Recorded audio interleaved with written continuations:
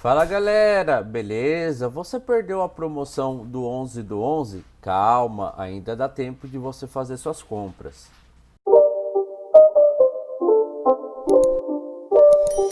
It's not a game, it's a rich thing.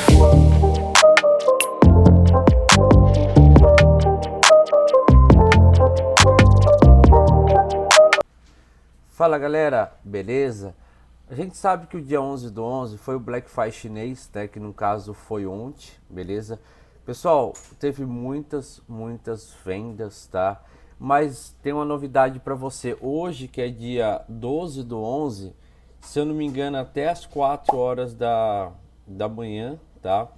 Ainda vai estar valendo os produtos em promoção, tá? Você vai ver que o produto ali vai estar com escrito festival, né? Então você ainda pode comprar suas coisas na data de hoje. Você pode gerar o boleto, pode pagar. Às vezes o pessoal tá perguntando, tá, Sola, se eu gerar o boleto hoje, no dia 12 do 11, ele só cai o pagamento daqui 2 dias.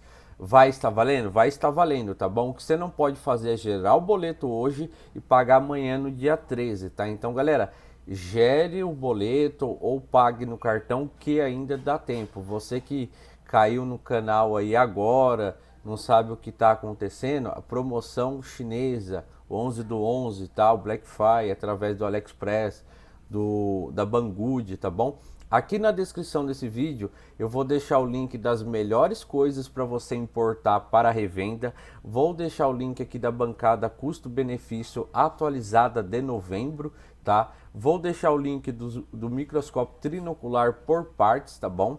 E é isso aí, galera.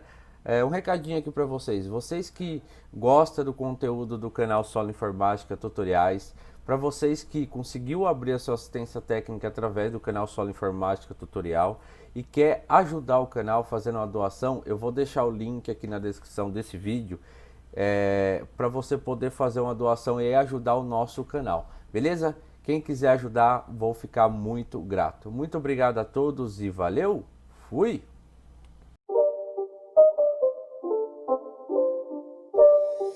It's not a game, it's a rich thing.